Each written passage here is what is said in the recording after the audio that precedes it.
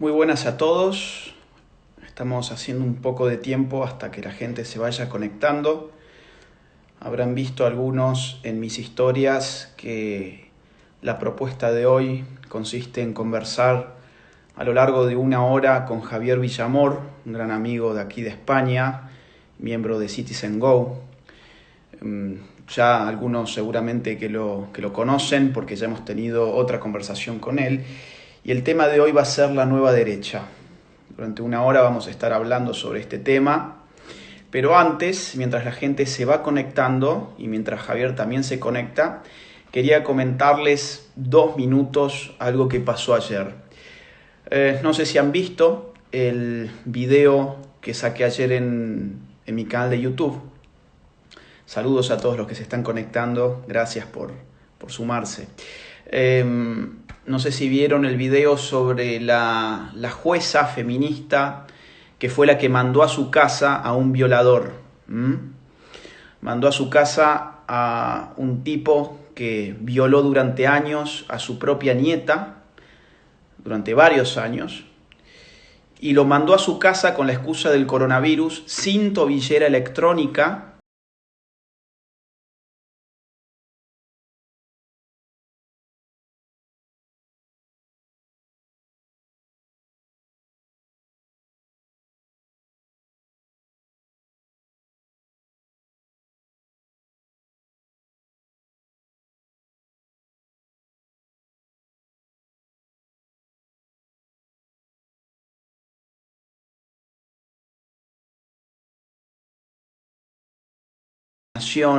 TN, Página 12, Infobae. Ahí voy, Javier, ahora te voy a sumar. Justo se conectó Javier, pero antes quiero cerrar con este comentario mientras además la gente se va sumando. Esta jueza, como les digo, ha sido celebrada ampliamente por los más importantes medios de comunicación de Argentina, que nos comentaban a todos qué fantástica la jueza que escribe sus fallos con lenguaje inclusivo, qué fantástica la jueza que escribe en sus fallos típico de machirulo.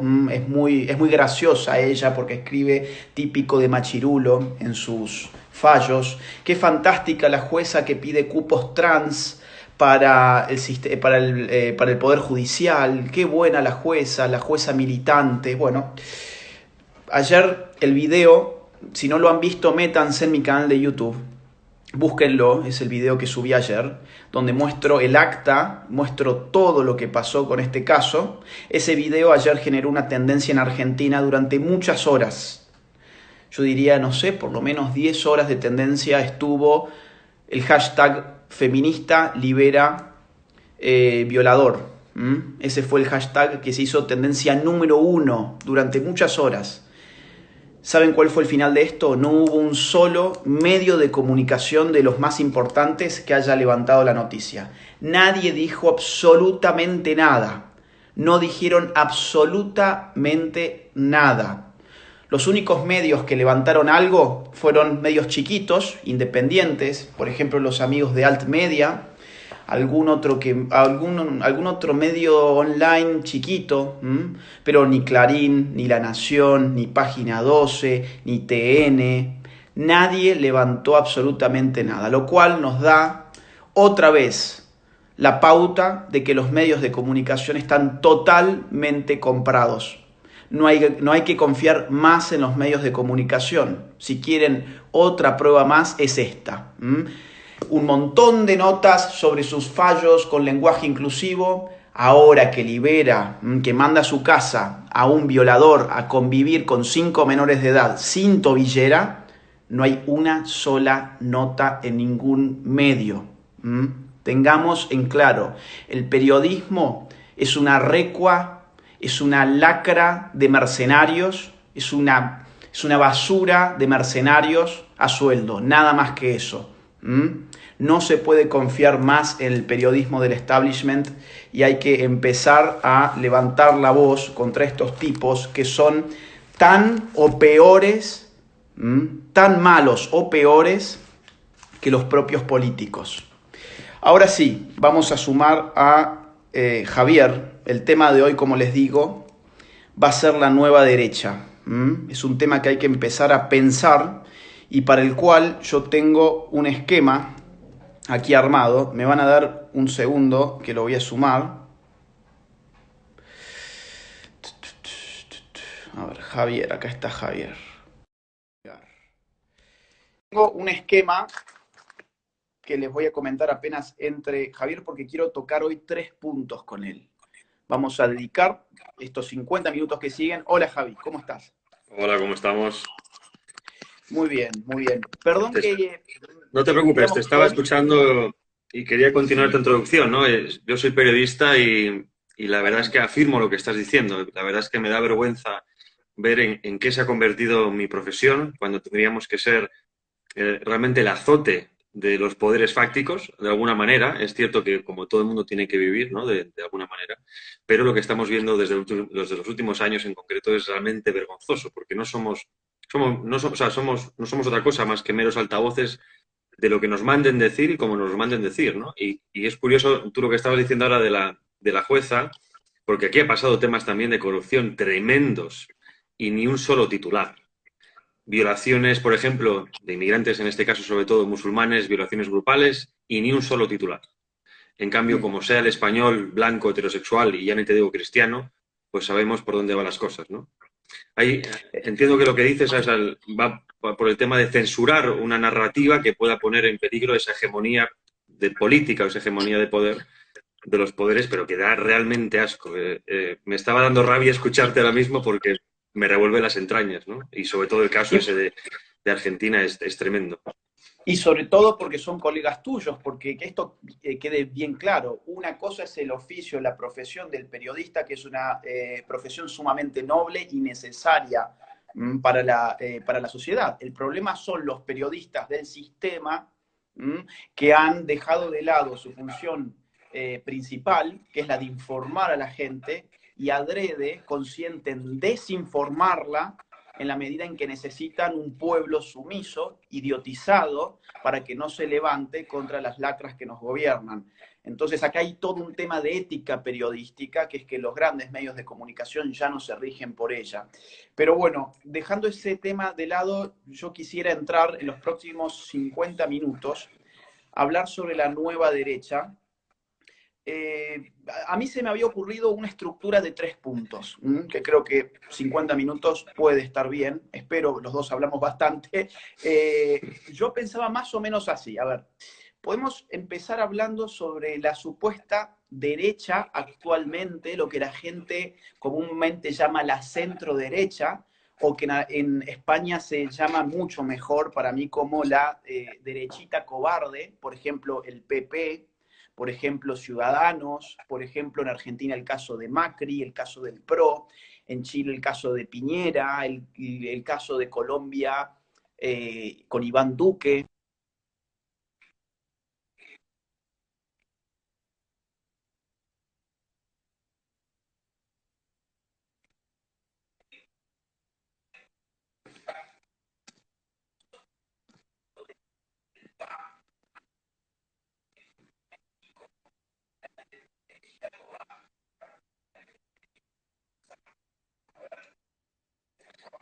Se te está yendo mal, sí. Ahora mejor. Si puedes cerrar todas las aplicaciones del teléfono consumiendo ancho. Hola, hola, perdón, perdón, ¿estamos? Si puedes cerrar las aplicaciones del teléfono, las que tengas abiertas, mejor, porque te estarán consumiendo a ancho de banda. Sí, y ahí acabo de cambiar también el Wi-Fi, perdón. Ok. Ok, quedó claro. Ese es el primer punto. ¿No se escucha ahora? A ver, Sí, pues sí, veo que hay perfecto. gente que dice que se fue. Hay gente que dice que no anda. A Yo te ver. escucho bien, ¿eh? Sí, y la gente, ok, bueno, vuelvo con lo que dije. Punto número uno, ¿qué es la derechita cobarde? Punto número dos, ¿cuál es la nueva derecha actualmente? ¿Qué existe hoy como nueva derecha? Por ejemplo, el caso de Vox, vamos a poner un caso.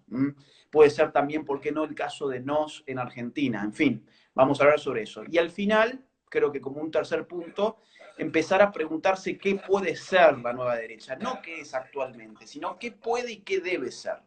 No sé si vos querés empezar con alguno de estos 3 puntos, si querés que agreguemos algún otro eje temático. No, me parece correcto. Sobre todo yo creo que es interesante porque donde hay una realmente nueva derecha, digamos que puede ser precisamente en Hispanoamérica y en Europa, ¿no? Si tenemos en cuenta que quizá la revolución conservadora, partiendo de los años posteriores a la Segunda Guerra Mundial en Estados Unidos con Kirk y demás, ya está caduca, digamos que esos herederos ahora son la derechita cobarde que tú decías de alguna manera, hace falta plantear un nuevo planteamiento, valga la redundancia, político en el escenario. Aunque tú lo que estabas diciendo ahora en España con tema de PP y Vox, perdón, y Ciudadanos, aunque se le llama de derecha, hay que saber quién está llamando a la derecha, porque resulta que la izquierda, y tu país también lo vives, se ha ido tan a la Ujú. izquierda que cualquier cosa a su derecha es extrema derecha, ¿no? Y quizá lo que entendamos tú y yo, o mucha gente como nueva derecha, es lo que se considere hoy, según muchos medios, como esa extrema derecha. Ciudadanos realmente es casi Exactamente. un partido de izquierda patriótica, porque hablemos, en España está a favor de las políticas LGTB, está a favor de la hormonación de menores, y no solo eso, es un partido federalista. No cree en la unidad española, en la unidad central, sino en una federación tipo Estados Unidos. Y eso, en cuanto a planteamiento político en España, se considera mucho más de izquierdas, obviamente, que de derechas.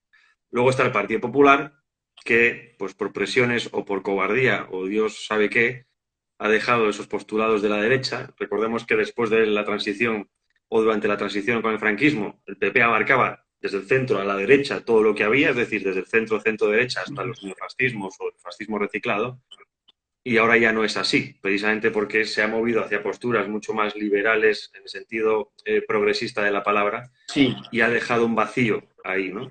¿Desde hace cuánto el PP ha tenido ese giro? A ver, para que la gente del otro lado, que no es de España, entienda. El PP es el partido tradicional de la derecha en España, que tradicionalmente uno cuando votaba a la derecha votaba al PP. Pero Uh ese -huh. PP en los últimos años ha tenido un giro hacia posiciones más progresistas, que es lo que ha permitido, por ejemplo, la emergencia de Vox. Vox nace para cubrir un vacío que ha dejado el PP cuando se ha girado hacia la izquierda. Cuando el PP, esa vieja derecha cobarde y vergonzante y vergonzosa, se giró hacia la izquierda? ¿Cuándo fue eso? Bien, recordemos, en el año 82 sube el Partido Socialista al poder, en el año 96 sube el Partido Popular de José María Aznar, digamos una derecha orgullosa de ser derecha, en el sentido estricto de la palabra, en cuanto a moral, a ética y a propuestas. Pero después vino el 2004 el atentado del 11M, un atentado nunca resuelto del todo, por cierto. Y ahí vemos cómo la izquierda utilizó ese atentado para dar la vuelta al tablero de juego. Y en ese momento ahí es cuando el PP se acobarda, o digamos que ve una marea contra ellos por el tema de la guerra de Irak, etcétera, etcétera, que no sabe sobreponerse. Y ahí es donde después tenemos el zapaterismo, donde ya se empiezan a meter las políticas de ideología de género, aborto, etcétera, etcétera, a nivel masivo. Y entonces después vino Mariano Rajoy, que era como la mano derecha de Aznar entonces, pero ya vino como una derecha suave. Recordemos que después vino con mayoría absoluta. Es decir, el PP podría haber derogado todo tipo de leyes, desde la ley de violencia en el género, la ley de memoria histórica, el aborto. Podía haber hecho maravillas en cuanto a su postulado político se trata, pero no hizo absolutamente nada. No tocó ni un solo punto de esas leyes. De hecho, bueno, como siempre hace, dice que se escuda en la justicia y bueno, mandó la ley del aborto al Tribunal Supremo, que todavía estamos esperando a que declare sentencia. Estamos hablando ya de hace casi, bueno, de hace más de 10 años más o menos, ¿no? Entonces ahí Bueno, es el momento en el que se sí. pierde esa derecha y deja vacío a la derecha que tenemos ahora, que podríamos decir que está representada por Vox, ¿no? Ujú. Es algo bastante similar a lo que pasó en Argentina con el caso de Macri. A ver, en Argentina la derecha no existe desde hace mucho tiempo. La derecha, digamos, desde la vuelta de la democracia puede haber sido la UCD, sin lugar a dudas, que era una mezcla de nacionalistas con liberales, con conservadores. Ahí estaba presente, por ejemplo, el tema militar, la reivindicación de las Fuerzas Armadas, estaba la reivindicación de una economía más tendiente a un libre mercado y una defensa de valores tradicionales. O sea, la derecha en sus tres vertientes de liberalismo de derecha, de conservadurismo y de nacionalismo patriota en ese sentido, porque sé que en España significa otra cosa, estaba presente la UCD. La UCD después tuvo una alianza con Menem, los 90 fueron, yo creo, digamos, de una matriz peronista tirada hacia la derecha, y después lo que siguió como derecha en Argentina fue en verdad una tecnocracia, que fue la de Macri. Toda la gente, o bueno, no digamos toda, pero mucha gente votó a Macri con la convicción de que estaba frente a un proyecto de centro derecha y después nos encontramos un Macri que hizo exactamente lo que vos estás comentando sobre el PP, es decir, concedió toda la agenda cultural al progresismo, es el que trajo el tema aborto al Congreso de la Nación Argentina, es el que empezó a inyectar más que nunca ideología de género en las cuestiones del Estado, la cuestión de la ESI, o sea, todo esto obviamente venía ya del kirchnerismo, pero él podría haber echado a la basura ese proyecto cultural y no lo hizo en absoluto. Entonces, él manejaba digamos, un gobierno, un equipo de técnicos, porque la derecha, esa vieja derecha tecnocrática, se volvió en efecto, una recua de técnicos, tipos que no les importa la cultura, tipos que no les importa la moral, tipos que no les importa ni siquiera la política. En el caso de Macri, haciendo política, digo, para las PASO, el tipo no hizo política y recién se acordó que tenía que hacer política en octubre. Entonces, es una, bueno, me voy hacia Chile, ¿no? O sea, con Piñera ha pasado lo mismo. La gente votaba a Piñera pensando que estaba poniendo a un centro derechista en el poder y resulta que con Piñera tuvo ideología de género, ampliación de las cuestiones abortistas, o sea, toda una agenda progre de izquierda metida en el gobierno a partir de un centro derechista. Con lo cual hay como un espejo entre España y Hispanoamérica, ¿no? Por lo que me dices entonces, entiendo que la derecha o lo que se ha vendido como derecha, tanto en Hispanoamérica como en España, se ha vendido más como una gestora, ¿no? Como una capacidad de gestión, porque ahora es lo que vende el Partido Exacto. Popular. El Partido Popular ya no vende Sí. valores. Ahora dice, oye, si quieres evitar la debacle de la izquierda en economía, vótame a mí, que yo sé gestionar, ¿no? Pero Sí. no me obligues a dar la batalla de las ideas porque de eso no hago a ver si me llaman fascista, ¿no? Sí, incluso cuando hablan de la batalla de las ideas, porque tienen muchos liberales metidos acá, liberales que solamente defienden la libertad económica y el resto no les importa, porque piensan que los asuntos morales no interesan en absoluto. Entonces, cuando dicen vamos a dar la batalla de las ideas, en verdad a lo único que se refieren es vamos a dar una batalla en donde podamos explicar nuestros gráficos de barra y nuestras plantillas de Excel, ¿no? O sea, esa es la batalla cultural, esa es esa es la única lucha para la cual estos tipos están armados. Tienen su pendrive con un archivo de Excel y tienen un gráfico de barras para mostrar en televisión. Y bueno, esa es la lucha de las ideas. O sea, digamos que su concepción de la cultura está totalmente reducida a un fenómeno económico. Y esa gente es mejor perderla que encontrarla. Y creo que algo que ha hecho Vox, que ha sido maravilloso en España, fue sacarse el lastre de encima de toda esta gente, diciendo, ¿ustedes pensaban que eso era la derecha? No, no, no, no, no. Eso era, dicen aquí, ¿no? Una derechita cobarde, vergonzante. Eso no representa a la derecha española. Los que representamos a la derecha española somos nosotros. Y así empezaron a comerle un montón de electorado a ese PP que ya no representaba realmente los intereses de la derecha española, ¿no? Sí, además, por lo que estabas diciendo antes, yo creo que también hay una similitud muy grande entre España y Argentina por el tema de la dictadura. Pero recordemos, por ejemplo, en España, Franco ganó la guerra, se ganó la guerra. Bueno, no solo Franco, Franco y mucha parte del pueblo español, que esto a veces se olvida, ¿no? Que no solo fue parte del ejército. De hecho, era la minoría del ejército, la gran mayoría de la parte social. Lo que pasa es que la victoria, digamos, que desactivó la batalla cultural de la derecha. De alguna manera dijeron, bueno, hemos ganado la guerra, ahora ya está todo hecho, o sea, como un fin de la historia de Fukuyama, ¿no? Sí. Hemos ganado la guerra, se acabó la historia, ahora ya está para siempre esto, dediquémonos a otra cosa. Eso en España desactivó a la derecha, digamos, la adormeció. Entiendo que puede ser algo parecido así en Argentina. Y claro, la Sí. gente pensaba que eso ya no volvería, que eso del tema de la defensa de la cultura, los raíces, yo qué sé, la cristiandad, todo eso ya era como de un facho de otra época que no volvería. Y estaba ahí, porque eso, digamos, es el pozo cultural de estos países. La hispanidad es lo que es, ¿no? O sea, es la familia, la tradición de alguna manera, obviamente, tiene que ser actualizada en el mundo actual, pero digamos que los progres habían dado de alguna manera, habían pensado que eso no volvería, que eso ya no existía, se habían creído que su propia propaganda era la verdad, porque yo creo que eso también Sí. es algo que ha permitido este auge de la nueva derecha. la izquierda ha sido tan prepotente moralmente y políticamente que ha dado cabida a que la gente diga, bueno, pero ¿a dónde estamos yendo? ¿Quiénes son estos que se atreven a decirnos cómo tenemos que pensar, cómo tenemos que educar a nuestros hijos? Como decías tú muy bien, además, los mismos que nos dicen que tenemos que abortarlos son los que nos dicen cómo tenemos que educarlos, ¿no?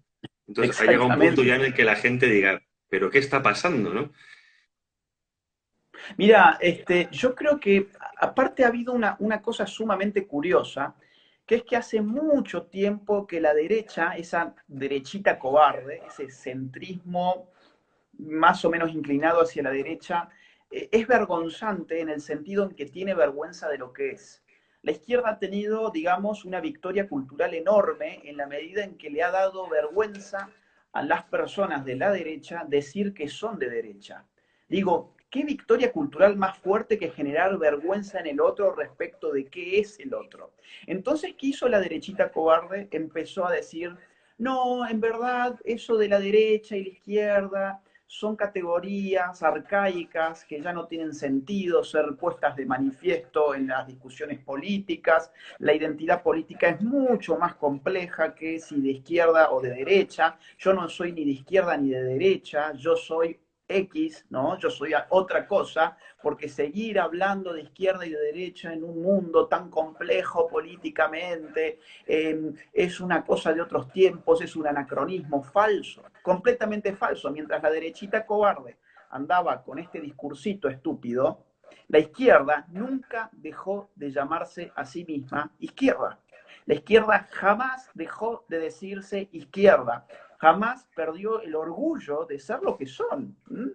Y la derechita cobarde, sin embargo, empezó a escudarse en su propia identidad con esta idea tecnocrática, por otra parte, de que no basta una división, digamos, del espacio político en dos, izquierda o derecha, lo cual es un absurdo, porque izquierda y derecha, si algo hacen es precisamente simplificar la complejidad de lo político. No responden a la complejidad en el sentido de representarla tal como es, sino que la simplifican en dos posiciones antitéticas que además de ayudar cognitivamente a inteligir el fenómeno político, ayudan a la articulación de las fuerzas políticas. Con lo cual tiene doble significado, un significado cognitivo y un significado estrictamente político, de articulación política. Todo esto, la derecha, digo, suena bastante complicado, pero son funciones esenciales de la política que le han permitido a la izquierda nada más y nada menos que mantener su identidad. Decirte, a ver, imagínate que a vos te dijeran, Javier, no vas a poder decir más que sos español. Eso de ser español es una simplificación. ¿Cuántos países hay en el mundo? Hay más de, qué sé yo, 180 y vivimos en un mundo globalizado. Vos tenés un celular que ni siquiera ha sido hecho en España, usás tecnología que te viene de China, mirás películas de Estados Unidos y vos te decís español y vos dirías, bueno, sí, ¿para qué me voy a decir español? Si mirá lo que es la complejidad del mundo y yo pensándome español. ¿Qué hicieron con vos? Te anularon tu identidad. Uh -huh. En la política pasa lo mismo. Digo, no saber qué sos en política es un gran problema. Es un gran problema. Ahí me gusta mucho un autor español, de hecho fue el último filósofo que creó un propio sistema, un sistema propio, ¿no? Filosófico, Bueno, se llama Gustavo Bueno, sí. que influyó mucho precisamente también en el auge o digamos el germen de lo que ahora es Vox. Y tú tienes dos libros que lo recomiendo aquí a todo el mundo, que es El mito de la izquierda y El mito de la derecha. Y explica cómo después de la revolución masónica de 1789 de Francia, precisamente se creó la izquierda y la derecha. La izquierda como revolucionarios frente al régimen anterior y la derecha como conservadurismo de alguna forma de ese antiguo régimen. Y ese, digamos que eso ha sido siempre la izquierda y la derecha, es decir, los revolucionarios que intentan llevar a un lado y los conservadores que intentan conservar lo que había. Como buenos conservadores nos gusta decir siempre que, o digamos lo típico, que somos conservadores porque sabemos lo que cuesta construir las cosas y sabemos también lo poco que cuesta, perdón, sabemos lo mucho que cuesta construirlas y lo poco que cuesta destruirlas. Por eso también Exacto. nosotros, frente a esa izquierda, o digamos la derecha tradicional frente a esa izquierda, perdió la capacidad, perdió la vitalidad de dar la batalla. Y luego también es cierto, eso también hay que decirlo, que esa nueva izquierda que tú bien detallaste en tu libro junto a Nicolás Márquez, y lo haces en tus vídeos y me encantan, es precisamente que la izquierda ya no, tampoco es la izquierda, porque ya no es el comunismo de antes, que era conservador, pro familia, todo este, como dice también Daniel Stully, ¿no? Todo esto de las Sí. degeneraciones de la ley de la ideología de género Ujú. ni cabía en la cabeza.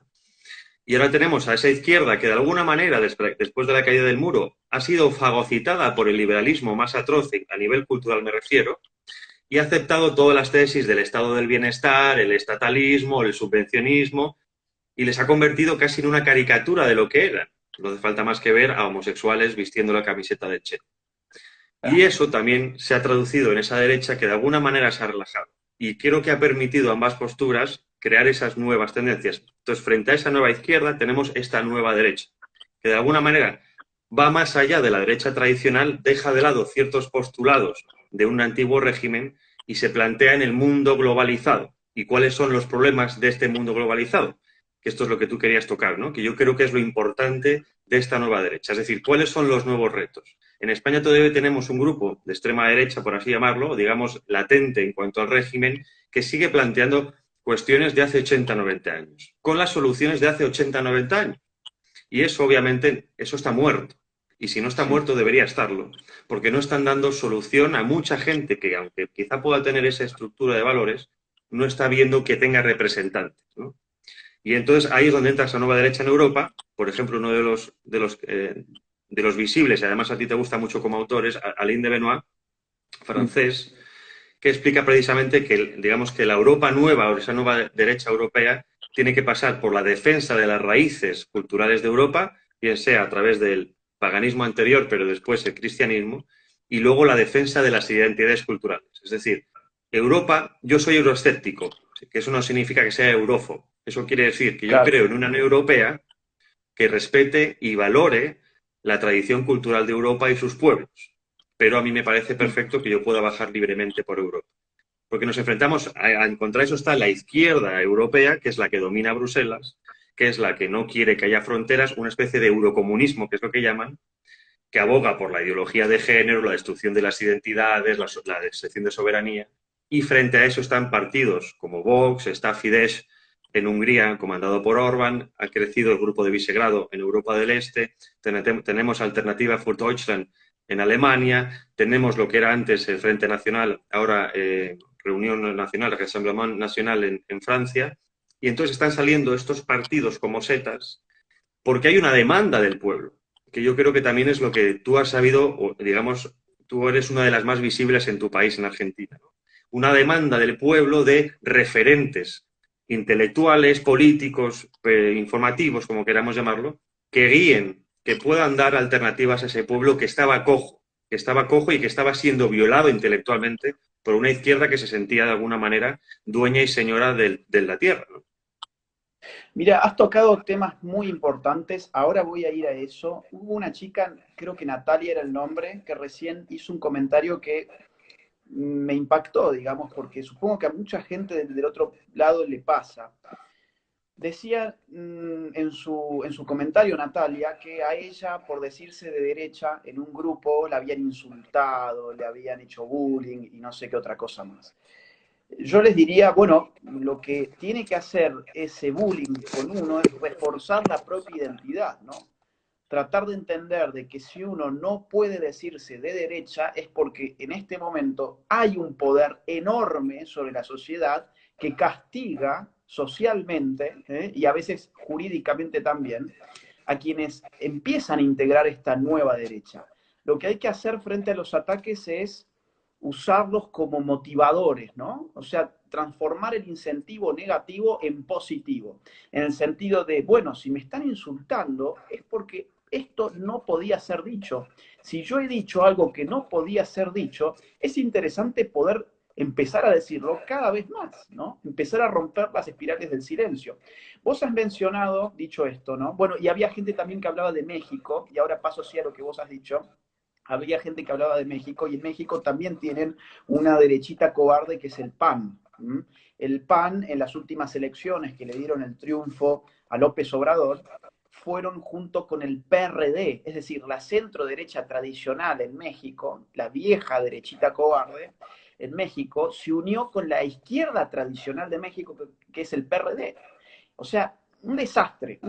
Reventaron a la derecha mexicana finalmente y, sin embargo, yo creo que en México se ha generado un gran vacío que está empezando a ser cubierto muy de a poco, pero por algunas figuras. Hay un diputado de Nueva León que es Carlos Leal, por ejemplo, que hoy lo denunciaron por haber regalado un libro de una española, Cristina Seguí, un libro sobre el feminismo, contra el feminismo. Digamos, hizo un sorteo por Twitter, lo regaló y lo han denunciado frente a los derechos humanos. Esto es una inquisición total. O sea, para Natalia, que a vos te hacen bullying en un grupo de WhatsApp porque sos de derecha, mirá lo que le pasa a una persona en otro nivel de la derecha. Por regalar un libro sucede que ha violado los derechos humanos y ahora tiene que enfrentar la justicia. Increíble. Todo esto, insisto, hay que empezar a usar como alimento, yo te diría casi revolucionario, porque hoy la nueva derecha, uno de sus rasgos es que es revolucionaria. Es que va de abajo hacia arriba y que ya no quiere conservar un status quo. Vos bien lo dijiste, ese euroescepticismo, perdón, ese euroescepticismo es, digo, un signo revolucionario. El Brexit fue revolucionario. Fue reaccionario y revolucionario al mismo tiempo, aunque parezca una contradicción. Pero sí me interesaría poder hablar ahora, ya que hemos hablado sobre la derechita cobarde, y como para concluir ese punto, yo diría, ¿qué tiene que hacer una nueva derecha frente a la derechita cobarde? Despegarse por completo de ella, ridiculizarla, miniaturizarla, minimizarla, caricaturizarla. Es lo que ha hecho Vox con Pepe y con Ciudadanos y le ha ido muy bien. Hay que empezar a hacer eso. Cada vez que digan que Macri en Argentina digamos, es de la derecha, o que Piñera en Chile es de la derecha, o que Duque en Colombia es de la derecha, o que el PAN es de la derecha en México, lo que hay que decir, no, eso no es derecha, eso es una derechita vergonzante, vergonzosa, cobarde, de progres tecnócratas que simplemente tienen plantillas de Excel para mostrarla del mundo y nada más, y ya está, se acabó. A otra cosa, que hay que fundar una nueva derecha. Entonces, punto número 2, que vos ya lo introdujiste muy bien, la nueva derecha actual. Has mencionado el caso de Europa del Este, creo que ahí hay casos muy importantes, el de Hungría con Víctor Orbán, el de Polonia. Hay obviamente en Inglaterra con los euroescépticos, en Francia con Le Pen, ¿no? O sea, ahí hay una derecha un poco más nacionalistas, ¿no? Pero es interesante lo que se está generando porque está teniendo una popularidad enorme en el marco de la pandemia actual. Ha crecido mucho su figura otra vez. En España tenemos el caso de Vox. En Estados Unidos, obviamente, el caso de Donald Trump. En Paraguay hay mucha derecha, aunque no sé cuál nueva es, pero bueno, también hay que mirar para allá y hay que ver qué es lo que pasa. Tenemos el caso de Brasil con Bolsonaro, aunque ahora últimamente está flaqueando por cómo ha manejado mediáticamente el tema de la crisis pandémica. Tenemos a Cast en Chile, que está que mide actualmente 10 puntos, me parece, en las encuestas, está midiendo muy bien, así que hay que apoyar mucho a Cast. Y vos marcaste algo que se da en Europa y que lamentablemente, bueno, no sé si lamentablemente, pero no se da políticamente en Hispanoamérica, que es el siguiente tema, el tema migratorio. Yo veo que en Europa la nueva derecha está alimentada por una reivindicación identitaria, ¿no? Hay una reivindicación de la identidad nacional de cada uno de esos fragmentos nacionales que integran el mundo europeo, que está siendo amenazado por doble partida, por la propia absorción soberana de la Unión Europea, por un lado, y por otra parte, por lo que es la migración desmedida, sobre todo del mundo musulmán. Eh, Eso en Hispanoamérica no se da, es decir, no hay un reclamo identitario y tampoco lo puede haber porque no hay amenazas identitarias.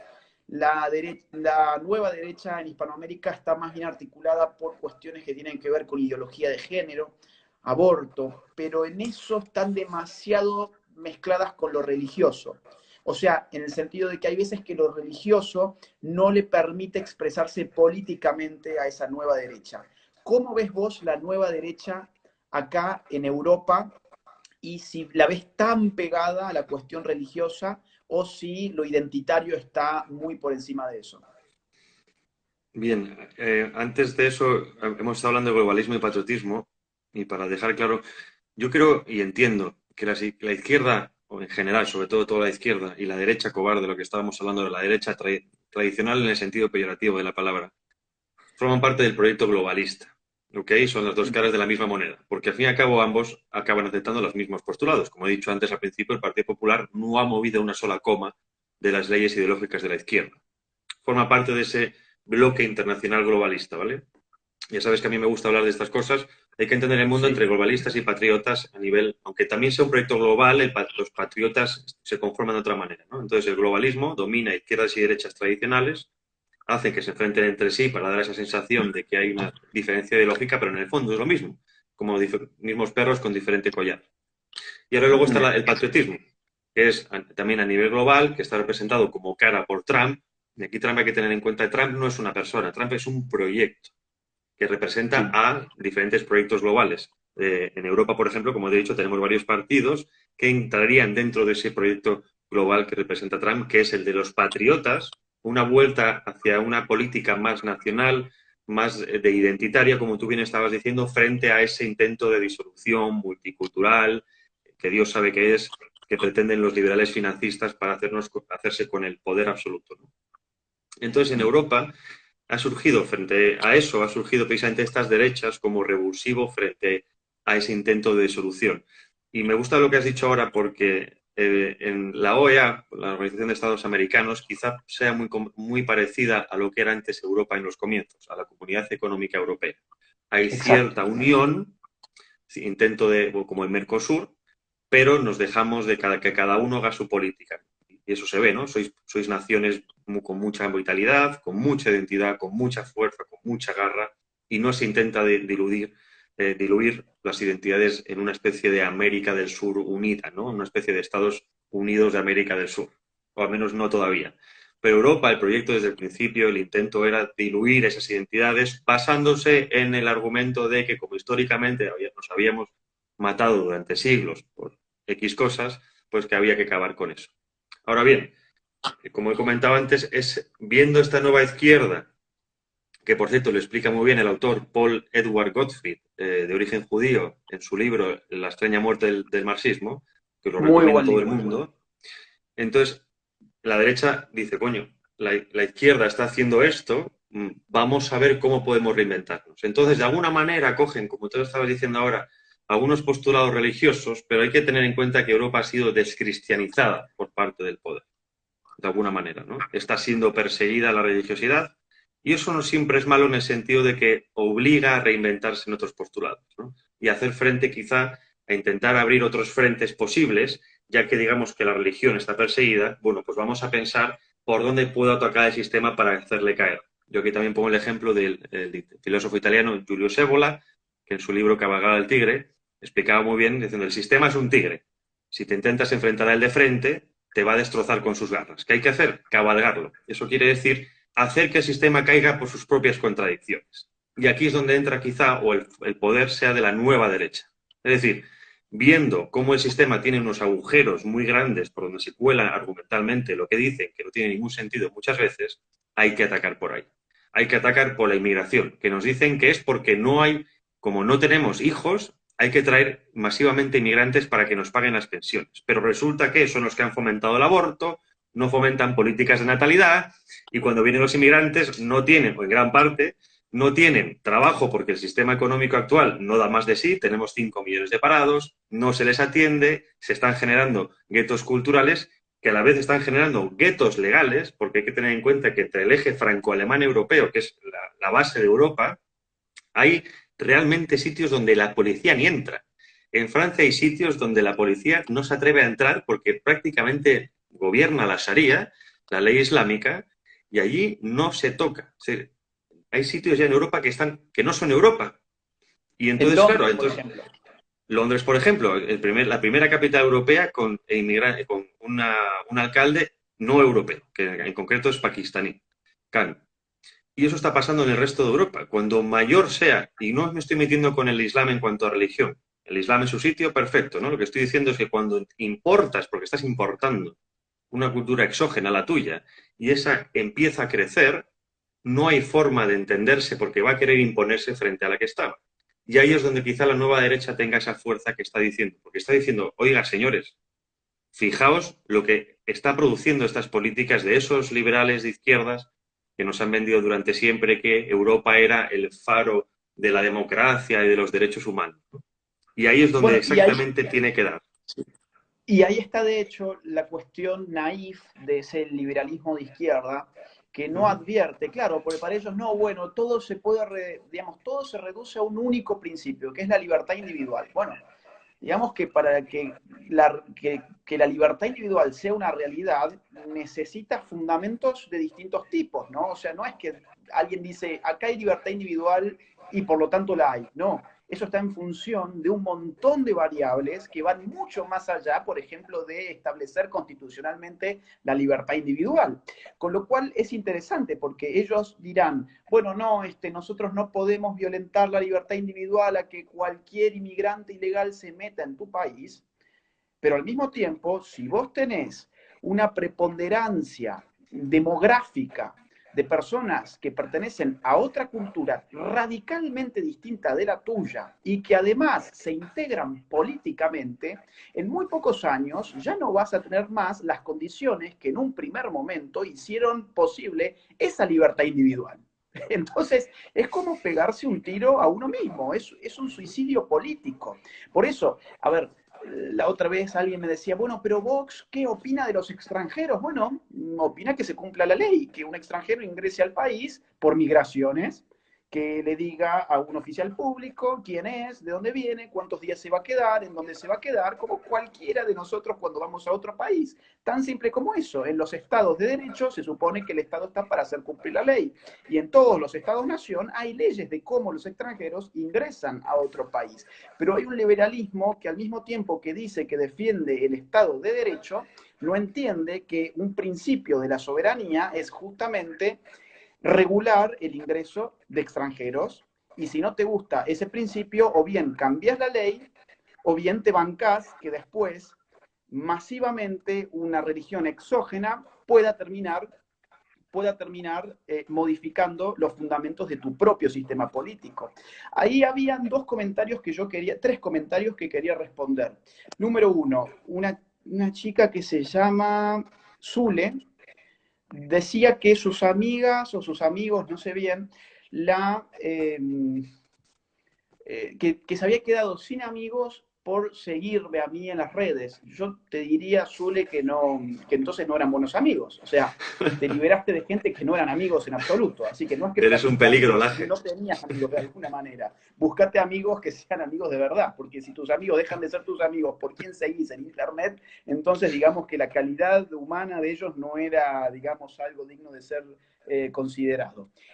Número dos, había alguien que decía, bueno, pero la derecha no puede ser atea. No, no, no. Yo no estaba diciendo, y Javier tampoco, que la derecha debiera ser atea, en absoluto. Yo dije que políticamente, cuando la religión se sobrepone a la lógica política, lo que tenés como resultado es un problema político. Voy a poner un caso muy evidente. En Argentina, cuando en el 2018 nos levantamos contra la ley del aborto, por motivos religiosos se peleó la iglesia católica y la evangélica. El resultado fue que cada iglesia terminó haciendo sus marchas por separado. Los evangélicos, me acuerdo, en el obelisco una cosa espectacular. Los católicos, se me fue el lugar, a ver si alguien me ayuda poniéndolo en los comentarios. Bueno, en un sitio de Buenos Aires histórico para la Iglesia Católica, también espectacular, repleto de gente. Ahora, si vos podías juntar a esos dos grandes grupos políticamente en un mismo lugar, eso era directamente un encuentro histórico. Políticamente es mucho más significativo. Ahí dicen, fue en una misa de Luján, en Luján fue, en Luján. En Luján los católicos, en el obelisco los evangélicos, cada uno por su lado, digamos, cada uno marchando por separado, es una fragmentación política por motivos religiosos. Eso a mí me parece un ejemplo muy claro de cómo cuando la religión se sobrepone a la política, no termina siendo política, sino una suerte de profesión de fe. Y eso políticamente digamos, genera costos de oportunidad. La oportunidad en Argentina era histórica.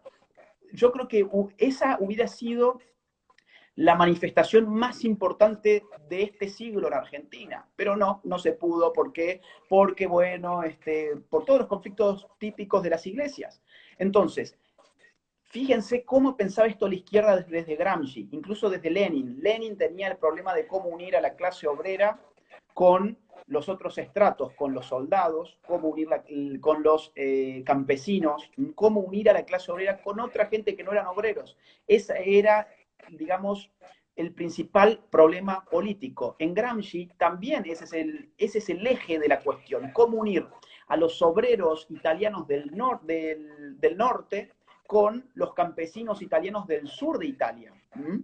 Entonces, cuando Gramsci habla de la hegemonía, la habla en referencia a cómo unir, no cómo separar, porque sabe que la política, en última instancia, es el arte de acercar a los similares. Católicos y evangélicos, por ejemplo, no son idénticos, pero políticamente pueden ser amigos, darse la mano y dar demostraciones de poder público en conjunto. Ahora bien, cuando la religión se sobrepone a la lógica política, ahí ya no hay política, y ese es un problema. O sea, nadie acá dijo que tiene que ser atea a la derecha, ni mucho menos. Al revés, tiene que haber gente de distintos credos. Ahora, yo quiero pasar al último tema para los últimos 10 minutos, que nos quedan 12, que es lo siguiente. Hemos hablado de la derechita cobarde. Déjame un segundo dar Sí, Déjame un segundo sí, dar un adelante, matiz a adelante. esto, ¿no? Porque había gente diciendo que obviamente puede ser ateo o ser de derechas, no es obligatorio. Pero, por ejemplo, en España, ¿no? Yo a veces hablo con gente, con el tema de lo que estabas diciendo era muy interesante de que lo religioso no sobreponga la posibilidad política, ¿no? La oportunidad política. Muchas veces hablo con muchos cristianos muy creyentes, o digamos religiosos, y también con musulmanes. Dicen, aborto cero. Y bueno, eso es la intención que tenemos, aborto cero. Pero vas a perder una oportunidad de conseguir la reducción o, por ejemplo, aumentar las ayudas a la natalidad para reducir que el aborto cada vez sea menos. Y pongo el ejemplo de Hungría. Hungría ha conseguido en los últimos años aumentar la natalidad y aumentar también los matrimonios. ¿Cómo? No yendo a por política cero, porque todavía la mente, tened en cuenta que esto es una batalla cultural, es imposible implantar ahora una política de aborto cero porque la sociedad está tan del otro lado que se volvería en tu contra. Pero sí puedes revertirlo con ciertas políticas. Es decir, oiga, parte de este dinero, por ejemplo, que estamos destinando a, yo qué sé, destinémoslo a que madres puedan tener a sus hijos porque, ojo a Hungría. En Hungría, si tú te casas, recibes un préstamo de 30.000 euros. A partir del tercer hijo no devuelves el préstamo y a partir del cuarto hijo la mujer no paga impuestos de por vida. Mira, Frente a eso, la gente está diciendo, bueno, pues me quiero casar y puedo tener hijos porque el sistema me lo permite. Y eso es una política que poco a poco irá haciendo que el aborto sea cero o vaya a minimizarse. Pero cuando muchas veces por cuestiones religiosas o cualquier otra cosa, fanatismo político, somos de políticas de máximos y no entendemos que la política también son mínimos, perdemos sí. muchas oportunidades. Y ahí es donde la nueva derecha tiene que tener cuidado de no meter la pata. Perdona, De era solo un hecho, matiz. de hecho, cuando la izquierda aprendió eso, que no era factible ser revolucionaria, sino progresista. ¿Cuál es la diferencia entre la revolución y el progresismo? Una cuestión de plazos, una cuestión de acción política a lo largo del tiempo. La revolución es un quiebre histórico, es modifico el sistema hoy. Hoy tomé el Palacio de Invierno, por ejemplo. Hoy tomé La Habana. Hoy bajé de Sierra Maestra con el Che Guevara y con Fidel Castro y entramos gloriosamente a La Habana y el poder es nuestro. Hoy entramos a, qué sé yo, hoy dimos la revolución en China. Es un quiebre significativo, es un rayo, ¿no? O sea, un rayo te cae en una instancia, en un instante. Eso es una revolución. Ahora, el progresismo es otra cosa. Es todos los días un milímetro más. La gente no se da cuenta, la gente lo tolera. Ventana de Overton. Eso es el progresismo. O sea, es una política de mínimos. La revolución es una política de máximos. Entonces, hay que aprender de la izquierda. Hay que aprender porque a ellos les está yendo muy bien en su batalla cultural que tiene réditos después electorales. Ahora, la derecha con sus políticas de máxima, se parece a veces también, es cierto, a esa vieja izquierda que ya entendió que no podía con esto. Entonces, 9 minutos nos quedan. El desafío es en 9 minutos dar algunas ideas de qué tiene que ser la nueva derecha. Ya no qué es la vieja derecha, la derechita cobarde, qué es actualmente en términos prácticos, como hemos dicho, Vox, Hungría, Trump, Brasil, Paraguay. No. Ahora es qué debería ser, porque a mi juicio, la derecha, la nueva derecha, es un proyecto totalmente abierto. Es un proyecto en plena construcción, donde uno no puede siquiera decir qué es. La historia dirá qué fuimos. Nosotros hoy tenemos que decir qué deberíamos ser o qué podemos ser, ¿no? Entonces, a ver, algunas ideas, algunas ideas. Vos ya has tirado una muy importante, políticas de mínima, pero yo la quiero conjugar con algo que es muy importante, que es, sin embargo, una discursividad de máximas, ¿no? O sea, la incorrección política, de alguna manera, es una discursividad de máximas, en el sentido de la vieja derechita cobarde frente al feminismo, que dice, yo también quiero ser feminista, yo quiero mi carnet de feminista, pero nosotros no vamos a incendiar iglesias, se los prometemos. Nosotros no vamos a criminalizar al hombre. Nosotros no vamos a traer aborto hasta el mes número 9, pero déjenme ser parte del club, porque el feminismo nació amparado por el liberalismo en el siglo XVIII y todas estas tonteras del feminismo liberal, ¿ok? En cambio, la nueva derecha, si bien no pretende, digamos, de un día para otro generar una revolución que saque a todos, si lo pudiera hacer lo haría, pero en su discurso sí es de alguna forma revolucionario en cuanto dice, quédense con ese carnet, es una porquería, nosotros no solamente no queremos ser parte del club feminista, sino que además somos de otro club, que es el antifeminista, ¿no? Frente al tema migratorio, también, digo, en el caso de Vox hay una cuestión muy clara sobre la identidad de España, sobre la defensa de las tradiciones, sobre el avance de culturas foráneas que no tienen nada que ver con el español. Entonces, hay toda una retórica que sí me parece que es de máximas, ¿no? Entonces, eso es algo que a mi juicio tiene que caracterizar a esta nueva derecha, la incorrección política casi absoluta, te diría. Exacto, y esa incorrección yo creo que también importante es que esté basada en una no ideología. Con esto quiero decir, no dogmatismo político. Es decir, si algo tiene la nueva derecha es que ve sin gafas o sin la cinta en los ojos, ve la realidad tal cual es. Es decir, se enfrenta a los problemas reales con soluciones reales. Es decir, no es ideología. La izquierda es tan dogmática, lo estamos viendo, que no es capaz de hacer frente a este auge de la nueva derecha porque está basado todo puramente en postulados políticos e ideológicos. Es decir, el dogma de fe de la izquierda es este, y no puedes salirte de esto porque entonces no eres parte de la manada. Y eso no te permite hacer frente a esta nueva derecha. En España, por ejemplo, el otro día, un periodista muy conocido de izquierdas, perdón, y un político, decía que la izquierda debería dejar de mirarse el ombligo y de debates estériles y empezar a pensar en cómo hacer frente a la derecha que le estaba ganando terreno. Es decir, la nueva derecha está tan con los pies en la tierra que lo único que tiene que hacer es plantear soluciones reales a los problemas que estamos teniendo. Ahora mismo, pues la despoblación, problemas económicos, problemas migratorios, etcétera, etcétera. Y eso es con la gente que lleva tantos años absorbiendo un sorbete, un batido multicultural, ideológico de izquierdas, se da cuenta de que, va a decir, esto es tan sensato que ¿por qué no estaba antes ahí? Que eso también es el triunfo de Vox en España es eso, y Orbán en Hungría, ¿no? Es decir, políticas sensatas. O sea, a problema A, solución A, no a El problema A, sentido común, solución ¿no? Z. Eso es algo común, de sentido común, que parece, y no parece no, lo estamos viendo, se ha perdido en las sociedades. Sentido común es el menos común de los sentidos. Y yo creo que si Mira, nos preparamos yo quiero para eso sumar, será mucho más sí, fácil. yo quiero sumar un punto más. Yo creo que la derecha, que esta nueva derecha necesita dos cosas más, que me parecen muchas más necesita, pero voy a dar dos puntos. Uno, joven. Yo veo que la nueva derecha es muy joven, ¿no?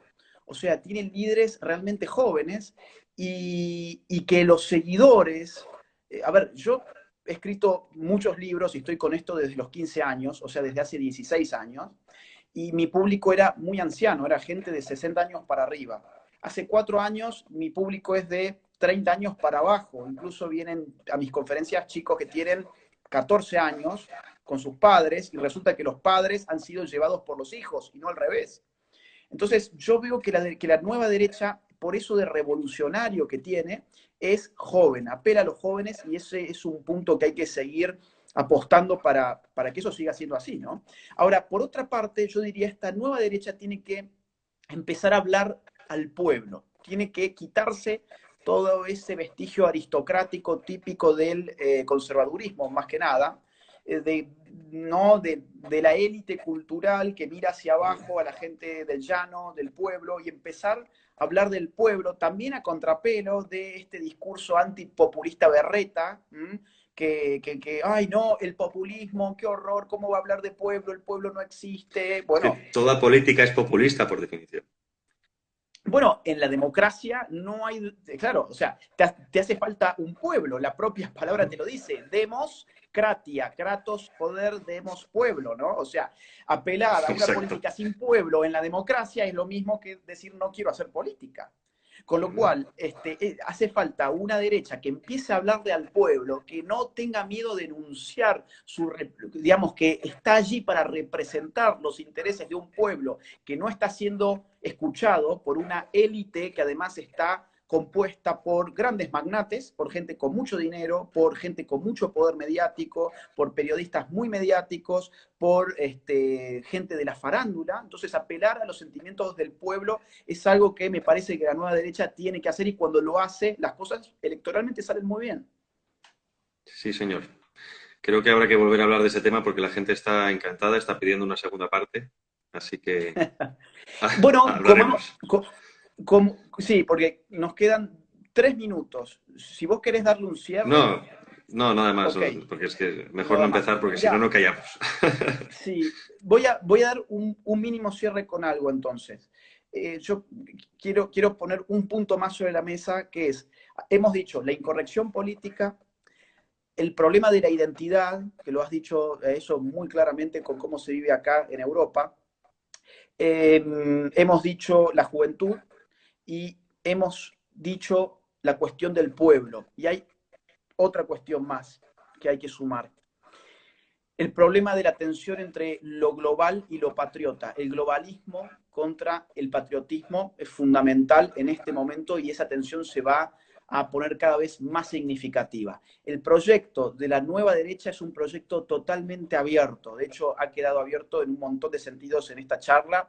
Vamos a tener otra charla para poder seguir hablando de esto, para empezar a darle ideas a la gente y que la gente también vaya pensando ideas para esto, porque es un proyecto colectivo, no Sobre todo individualista. eso, y que la Saquémonos gente tenga en del cuenta individualismo. que no luchamos porque odiemos lo que tenemos enfrente, luchamos porque amamos lo que tenemos detrás. Eso es el patriotismo. Yo amo mi país, no odio a otros países, amo el mío y quiero que siga siendo lo que yo he sido porque gracias a él soy lo que soy. Nada más. Exactamente, exactamente. Gracias a toda la gente que estuvo del otro lado. Esto seguramente, si alguien lo sube a internet, lo voy a estar subiendo también yo en mi canal de YouTube, así lo pueden En el mío también, volver a sí. ver. Un fuerte abrazo, Javier, y un fuerte abrazo para toda la gente que nos ha A ti también. acompañado a lo largo de esta hora. Hasta pronto. Chao.